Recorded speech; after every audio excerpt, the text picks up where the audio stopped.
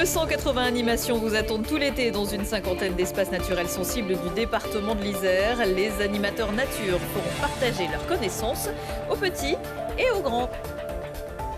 Des purées étoilées et des nuggets complètement toqués. C'est le menu que le chef aux 2 macarons Michelin, Christophe Haribert, a concocté pour ces jeunes gastronomes en culotte courte d'une crèche de Cessin. Et puis on pourrait sans doute écrire plusieurs volumes sur l'histoire des bibliothèques grenobloises. Parmi les bonnes nouvelles, la réouverture de la bibliothèque Gisèle Halimi dans le quartier Saint-Bruno. Bonsoir à toutes et à tous, bienvenue dans ce JT du mardi 24 juin 2025. Du lundi au vendredi à partir de 18h, l'essentiel de l'actualité du Grand Grenoble. Fin de l'histoire pour l'Alpe du Grand Serre. Dans un communiqué de presse envoyé en fin d'après-midi, la communauté de communes de la Matésine annonce qu'en accord avec Sata Group, elle fait le constat partagé qu'il ne dispose pas de moyens financiers adaptés et suffisants à la construction d'un nouveau modèle économique 4 saisons. Malgré la mobilisation de plusieurs acteurs qui avaient permis d'ouvrir la saison dernière avec de très bons résultats, la délégation de service public n'a pas pu être clôturée pour l'exploitation du domaine skiable pour les 25 prochaines années. En clair, la dernière saison de ski était vraiment la dernière. Des solutions alternatives et innovantes continueront d'être discutées pour faire vivre la station autrement, précise la présidente de la collectivité, Coraline Sora. Le conseil communautaire validera cette décision le 10 juillet. Météo France maintient la vigilance canicule orange en Isère jusqu'à mercredi soir. Les températures pourraient atteindre les 38 degrés dans le bassin grenoblois en attendant un rapide passage orageux pour la soirée. Pour vous éloigner du béton qui emmagasine la chaleur, vous pouvez aller faire un tour dans un des 150 espaces naturels sensibles du département. Et même dans une cinquantaine d'entre eux, vous laissez tenter pour un rendez-vous nature. Gaëtan Loiseau. La saison des rendez-vous nature est ouverte. L'occasion pour le public de découvrir ou redécouvrir les espaces naturels et sensibles du département. Et pour cela, ce sont 16 animateurs qui, tout l'été, animeront 280 sorties gratuites. Ça peut être traces indices de la faune sauvage, arbres et herbes folles, plantes comestibles. On peut également trouver des escapades sportives avec du vélo, de la rando, du yoga. On peut également trouver des animations plutôt pour les tout-petits, avec des 0-3 ans ou les 3-6 ans.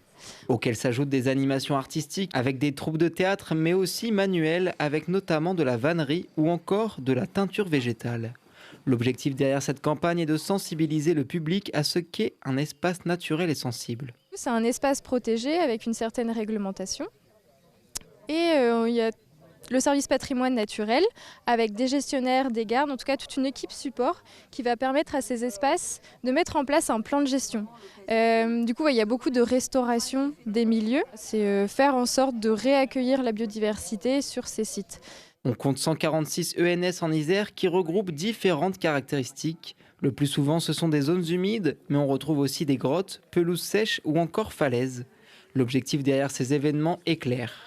Moi, j'ai absolument la conviction que quand on a partagé une connaissance, qu'on s'est imprégné d'un milieu naturel, eh bien, on a la possibilité d'être conscient des enjeux, de la nécessité d'être vigilant, être attentif. Car les ENS permettent aussi de protéger la nature. Sur ces espaces, on retrouve 383 espèces animales et végétales menacées de disparition et 494 espèces appelant à une surveillance particulière. L'ENS permet de mieux les préserver. C'est pour cela que le département souhaite ouvrir au plus grand nombre ces moments d'échange et de sensibilisation. Et nous, on intervient auprès de plein de publics de ces structures sociales. Ça peut être des personnes en EHPAD, ça peut être des personnes qui sont en précarité sociale, ça peut être des personnes qui sont en parcours de migration. Pour plus d'informations sur ces événements, rendez-vous sur le site du département. Avant d'aller dans la nature, ces rendez-vous se poursuivent jusqu'au 5 octobre. La ville de Grenoble ne reprendra pas son jumelage avec Réovot pour l'instant. Le maire a fait cette précision mercredi soir en fin de conseil municipal, alors que les élus de la France Insoumise, par la voix de Laura Pfister, avaient prévu de l'interroger à ce sujet. Éric Piolle avait souhaité relancer le jumelage avec la ville israélienne au lendemain des attaques du Hamas le 7 octobre 2023, avec la création d'un comité citoyen qui, après examen des faits, a jugé que les conditions n'étaient pas réunis. Jumelage suspendu sine die en raison de la situation tragique à Gaza, où les attaques israéliennes ont fait plus de 50 000 morts. Éric Piolle a également annoncé la tenue prochaine d'une conférence sur l'antisémitisme à l'Hôtel de Ville. Est aussi venue sur la table lors de ce conseil municipal la décision par un jury d'attribuer par convention d'occupation du domaine public le restaurant du musée à un nouveau prestataire après le départ de Mixlab. 3 projets avaient été déposés. Les élus ont choisi celui de Les Cocottes, au détriment notamment de la proposition de Christophe Haribert, dont le nom n'aurait pas dû sortir. 2 étoiles et 1 étoile verte au guide Michelin pour sa table à Saint-Martin-d'Uriage. Il est aussi le créateur du bouillon A sur la presqu'île scientifique, ce qui a donné lieu à une passe d'armes entre majorité et opposition, faisant dire à Pascal Clouer, passé de l'une à l'autre il y a quelques mois, c'est comme si Ronaldo avait voulu venir jouer à Grenoble et qu'on lui avait préféré un joueur d'une équipe 2 de Bourgoin-Jallieu. Fin de citation. Et je vous rappelle que les conseils municipaux sont tous visibles en direct et en différé sur le site YouTube de la ville de Grenoble. Le chef Haribert, lui, a préféré prendre acte et retourner à ses fourneaux, d'où il sort aussi parfois pour transmettre le goût des bonnes choses à ceux qui démarrent dans la vie. Exemple lors d'un déjeuner de tout petit au multi-accueil Fanny Vella à Cessin. Pendant que certains préparent la demi-finale de Top Chef mercredi, nous, on s'en lèche déjà les babines. Lucille Dailly. Tiens, tu vas pouvoir remettre l'huile dans cette poêle. Rien n'est laissé au hasard. Le chef étoilé surveille sa cuisine comme le lait sur le feu. Et si l'espace est tout petit, c'est un grand jour. Confiant mais prudent, Christophe Haribert découvre enfin son jury. Mon jury, je suis à Top Chef aujourd'hui. Top enfant, Top Chef enfant. Un défi de taille devant ses convives hauts comme 3 pommes. La promesse de toucher les étoiles avec les papilles. Parce que la gastronomie n'a pas d'âge, la crèche de Cessin a mis les petits plats dans les grandes idées du chef aux 2 macarons Michelin, qui, comme à son habitude, a relevé son exigence et corsé l'exercice avec de la betterave à la menthe. T'as déjà mangé la betterave? C'est bon? Trop bien. L'idée, c'est de les amener à appréhender l'alimentation différemment. Et puis commencer à aller sur le moins sucré. Le seul goût naturel qu'on a, c'est le goût sucré. Donc commencer l'amertume, commencer les goûts un peu différents, manger des légumes aussi, enfin voilà, c'est important. Et tout aussi important, les séduire avec une belle couleur framboise et les rassurer avec des petits plaisirs qu'ils connaissent bien. La viande. Sauf que ces nuggets de poulet, Christophe Haribert ne les sale pas plus qu'il ne les baigne dans la friture. Ici, au pôle multi-accueil, on est très à cheval sur la nutrition et on prouve, avec le tour de main et l'inspiration du chef, que bien manger se conjugue au présent et au futur avec délice. On cuisine déjà dans cet esprit-là quotidiennement. En revanche, c'est vrai que là, on a cette chance d'avoir de la technique en plus et puis un savoir-faire inégalable.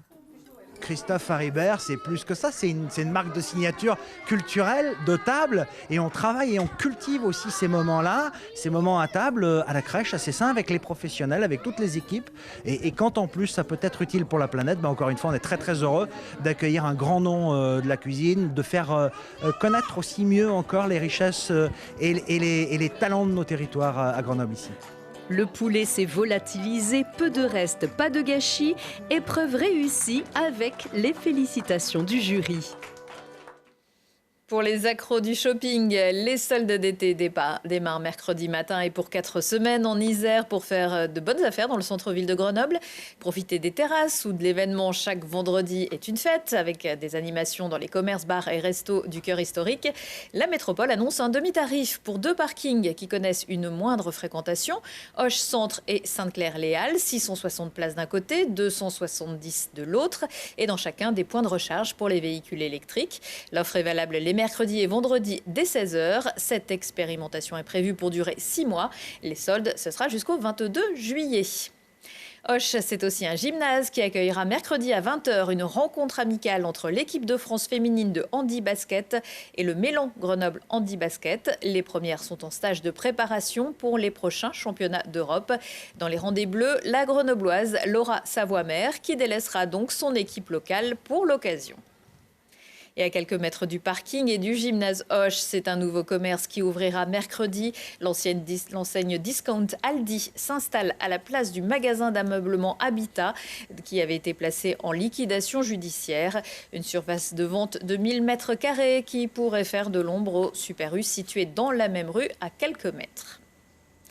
Des nourritures terrestres aux nourritures spirituelles. La bibliothèque du quartier Saint-Bruno à Grenoble est rouverte depuis quelques jours. Rebaptisée Gisèle Halimi, la bibliothèque bénéficie d'un nouvel accès vers l'extérieur qui aura repoussé le trafic de drogue sur ce petit espace.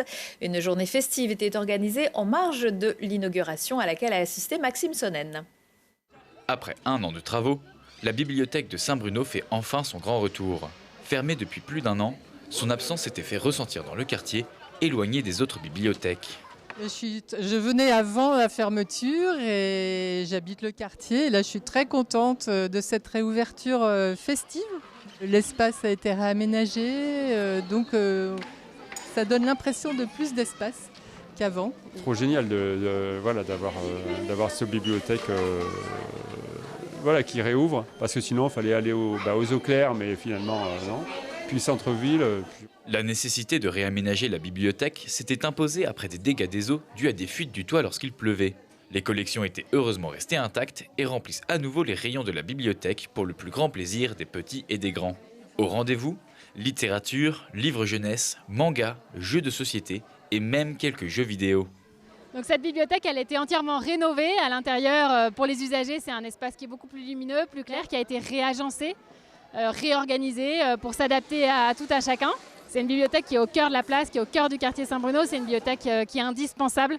C'est la vie du service public au quotidien pour les habitantes et habitants du quartier. Et oui, elle a manqué, elle a été trop longtemps fermée. Les Grenoblois avaient voté durant l'été pour choisir un nouveau nom à la bibliothèque. Celui de Gisèle Halimi, avocate militante pour l'accès à l'avortement et engagée contre la colonisation, avait remporté le scrutin. Son fils Serge Halimi était présent à l'inauguration pour rappeler que ces combats sont encore d'actualité, notamment à Gaza. La bibliothèque Gisèle Halimi devrait rapidement retrouver son statut de deuxième bibliothèque la plus fréquentée de la ville avec 55 000 passages par an et 120 000 prêts. Une bibliothèque qui change de nom et une télé qui change de président. Et là encore, c'est une femme qui reprend le flambeau. Bienvenue à Anne Roana qui vient officiellement de succéder à Gérard Balthazar à la tête de Télé Grenoble. Mais ce ne sera pas le seul changement puisque votre chaîne préférée va aussi changer de nom et de logo dans les prochaines semaines. D'autres nouveautés sont à venir. J'en profite pour vous dire que le JT s'arrêtera exceptionnellement un peu plus tôt cette année, le 4 juillet, pour nous permettre de préparer au mieux la rentrée. Mais l'actualité sera toujours présente sur notre site internet télégrenoble.net et on souhaite évidemment tous bon vent à Gérard.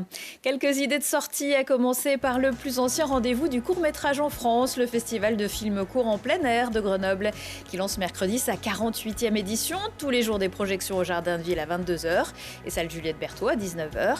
Un événement gratuit pour découvrir des fictions, documentaires, films d'animation ou cinéma expérimental, pour rencontrer réalisateurs et réalisatrices en compétition, avec aussi bien d'autres propositions hors compétition pour toute la famille, une nuit blanche, des tables rondes, des ateliers et évidemment une ambiance unique.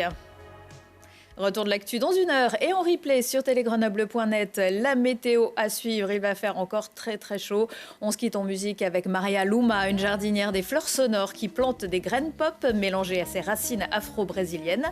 Elle sera mercredi soir à la Guinguette électrique sur le parvis de la Belle. Au programme également le groupe Samba des Lois. C'est gratuit de 18h à minuit. Excellente soirée à tous.